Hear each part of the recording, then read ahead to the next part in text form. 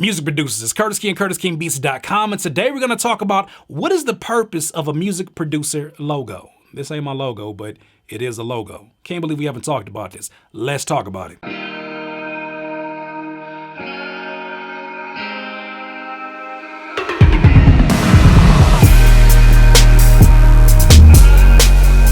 Music producers, first and foremost, what is a logo? Now, I'm pretty sure that a lot of you know a general understanding of what a logo is. And even before this video, I wanted to make sure I double checked on what a logo actually was. But from my understanding, it's always been a visual representation or even just a glimpse into what a business is about. What's your reputation? What do you stand for? Maybe even a little bit of a glimpse into what the uniqueness is of your business. And this, of course, applies to music producers. Now, I keep putting an emphasis on glimpse because I think a lot of music producers miss the ball with their logo because they do one of two things. They either make the standard logo that 95% of all music producers make, which is their name, beats, and then a piano of some kind, or keys of some kind, black and white keys. That's kind of the general logo. Or they go over the top and they make these logos that you gotta have a magnifying glass to really see all the detail, and it's like, man, you don't understand how artistic this is. So it's either too simplistic or it's way too artistic, and it doesn't get the message home. And I've gone through many transformations when it comes to my different logos. Look, you can take a look right here. Here's the first logo that I had, or one of the first logos, and it had the typical crown, because if you're not using piano keys and you're a music producer, you know you got a crown somewhere around there, even if your name ain't Curtis King. But they go to crown one. Shout out to my boy Chris from GOK. Here's the second one that was actually representing a evolution of sorts. This was actually by my homie Phantom K, who created this. And what I wanted was something that was an evolution from the first one, but really a visual representation of where my business was, because it was a lot more complex. It wasn't just like the first logo where, look, I'm a producer, I got beats, my name Curtis King, there go a crown. We done? And that was the whole purpose. But now as I evolved and as time went on, and also too as my physical brand started to change, and because I was a personal brand, we're gonna talk about that too, because I was a personal brand where people needed to see a face to understand what it represented, I needed to be a part of that logo. And so that's why you see Curtis King with the flat top and the clean shave face and the glasses and the red pick, which I was actually wearing pretty much that same outfit at shows, and people were like, ah, I get it, you two are synonymous. It's kind of a house party 90s thing that you got going on. That's tight, I like it. Where your t-shirts at? And that was sort of the purpose of that. And then something called older age came in, and that flat top started to dwindle down, and I just got tired of having to stick to that branding. I think my nickname at the time was Baby Sinbad, for those who even recognize that name. I know I'm showing my age, but Curtis King, the boom bap ratchet. Baby Sinbad, Cypher Effect, I'm back. As time evolved, my business evolved, I stood for something different, and that logo didn't serve its purpose anymore. Not just because of my physical appearance changing, but also because my business started to evolve and go to a place where I found my logo to be in the same atmosphere as logos that I used to look up to. And that logo with the flat top, it was standing out for all the wrong reasons. It looked kind of amateurish, and not because the design is not beautiful. The design is fire. I know most producers would take that and be like, I want it. It was a fire idea, but as the evolution of Curtis King occurred, boop, this logo was the one that I have settled on, and one that I feel like if somebody came across this 150 years from now, when I'm far from this earth, they're going to see that and say, huh, I kind of have an idea what that stands for. And I really tried to model this particular logo. Shout out to my boy Chris from GOK. He's the same one that created the first logo that I showed you, but shout out to him. What I wanted was something that was a little bit more corporate, something that was a little bit more professional, because I wanted a rapper or anybody who was looking to purchase a product from me to hold me up in the same light that they hold up their favorite brands, whether it's Pepsi, Starbucks, Nike, whether it's Apple. I want them to see those particular logos, and I want my logo to be up there and for it to not even miss a step. I know you guys been seeing that freestyle that Papoose has been doing, where he's been basically pointing at all the different logos and doing a freestyle about it. In the Big Apple, AT&T, reach out and touch you, I get at you, making M's like McDonald's. I'm a hustler too, so I gotta flip that over and get the W. If you look at them, they all seem like they were pretty much along the same idea and the same line, even though they represent pretty much a different brand, right? Now, obviously they have their own details in it, but the thing I want you to see is that none of those logos, as he's going and pointing and rapping about them, none of them stand out for the wrong reasons. And I think a lot of us either have or have had a logo that stands out for the wrong reasons. Now, when you're talking about a music producer logo, how do you convey what your business is about without being too deliberate? Because I think a lot of us go really direct in I made beats and here's the keyboard. And it's like, well, what more are you about, right? Is your brand an energetic brand, right? Should you have sort of a logo that is kind of like the Nickelodeon logo, which is this big blotch of orange, and then you have Nickelodeon in a very colorful and a very, I say, really creative and a very comical font? That says a lot about what that stands for. You look at that logo and you immediately say, oh, it's for kids. And so as somebody is looking at your branding, is it really representing you the right way? I know a lot of producers, like I said, you use the black and white logo and you use sort of the piano keys and your name, and it's like, that's cool, but what does it mean? Now, to play devil's advocate, obviously the same question had to be asked even about logos like this. For those that don't know, the woman that designed this, shout out to her, because she saw far beyond her time, and this is a logo that has stood the test of time, which is another thing that you want to measure your logo. Is it going to be able to stand the test of time? This one did. You know what the funny thing about it is? Nike didn't like it. They were kind of on the fence about it. Looked at a few different drafts and were like, I guess that's the one. And when you look at it, it looks like a little funky ass check mark. And if you didn't associate Nike with being sort of the leading brand of sports performance and just really the leading brand of the most elite athletes around the world, it would be a funky ass check mark. Look at it. This is a check mark. When you think about the McDonald's logo, it's an M.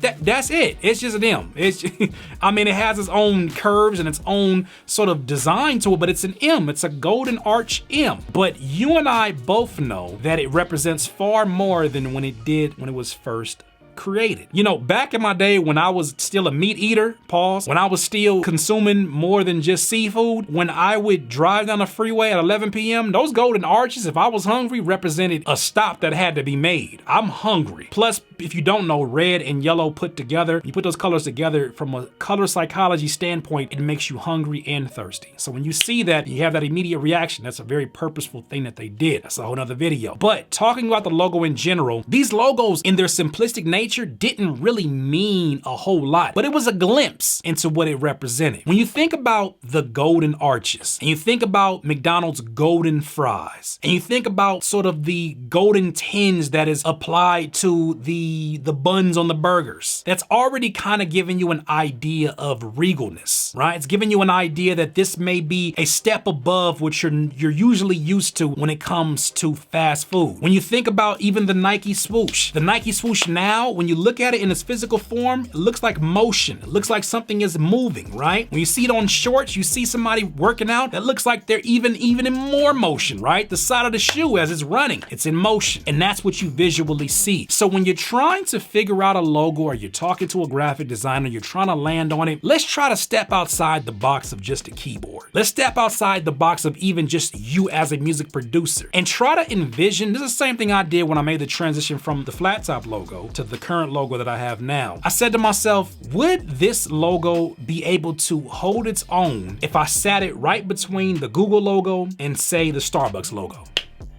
Would this logo look like it belongs there? And there's certain ways that graphic designers, the real graphic designers, the way that they pay attention to detail, everything from how parallel things are, or how the shape represents another shape, or even what the shapes kind of emotionally make you do when you see them, they know what they're doing. And when they do that, this gives you a certain type of opinion about a brand before you've even understood what they're actually selling. So my suggestion is, when you talk to your graphic designer, have a conversation conversation that goes far beyond what you want to visually see, right? Because you can tell somebody, okay, I want something as simplistic as a Nike logo, but it's not going to be the same feeling that people get when they look at a Nike logo. Why? Because the Nike logo had to have work put behind its branding. When they got that check mark and they were kind of feeling iffy about it, it didn't stop the hard work that had to be created, the hard work that had to be done. And the genius of Nike is the fact that they are marketing buffs. They are marketing geniuses, and they know how to get a reaction out of you within a commercial, whether it's from the Michael Jordan days, whether it's from all the motivational videos that they have made or the motivational commercials that they made. They know how to get a reaction, especially out of somebody who wants to become an athlete or somebody who looks at themselves as an athlete. They know what they're doing. They associate generally with the best. Same thing when you think about the McDonald's logo. That had to be more than just a big fancy M. It had to make you associate that with, ooh, man, I just want something to eat, but I don't want any,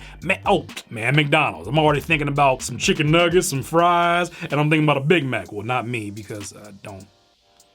Let's not even go back down that road. But that's the thing about it, is that you want to start to ask your graphic designer questions that is going to hopefully bring you closer to not just what it is that you do. I think that's an important factor to factor in. But Nike makes tennis shoes. You don't see a shoe here, right? McDonald's makes burger. You don't see a burger that's like, McDonald's burger. You see a glimpse. So give us a glimpse, not into just what you do, give us a glimpse into who you are. Like I said, once again, are you somebody that has a lot of energy? Are you somebody that's very playful? Are you somebody that's very serious? Are you somebody that is very straightforward and you don't want any of the fancy stuff and you want something to represent that? I mean, look at the genius that is the Kawhi Leonard tennis shoe, which is this doesn't constitute as a logo, but it shows you how somebody can be spot on with what they represent at the heart. Now, Kawhi Leonard, if you don't know, is an NBA player that doesn't have a whole lot of personality. I'm a fun guy in the world. He's kind of a very simple dude. He's kind of a normal dude, even though he's a superstar basketball athlete. And people kind of make fun of him and they make memes about him and they talked about his laugh and how it's like kind of very awkward. But that's who he is. He didn't change who he is. He doesn't have a logo that looks like the Michael Jordan larger than life reaching out for the basket logo. No, he doesn't have that. You look on the back of his new shoe, it's in Times New Roman, the most boring font on the face of the earth. Times New Roman, and it just, Kawhi.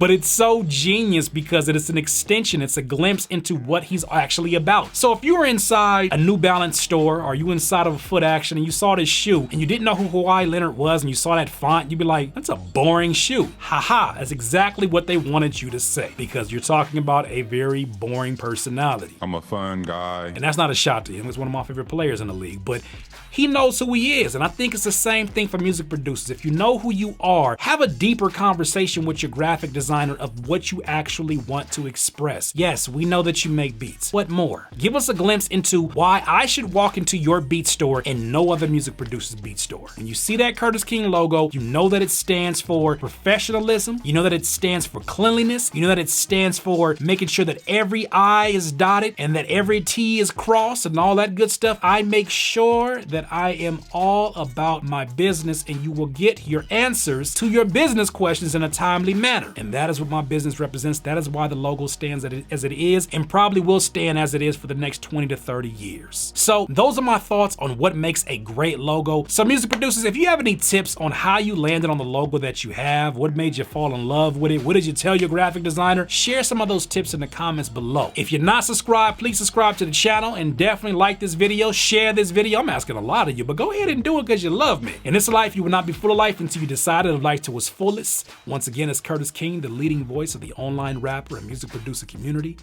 Don't at me. Peace. Please subscribe to the channel below, Curtis King, CurtisKingBeats.com.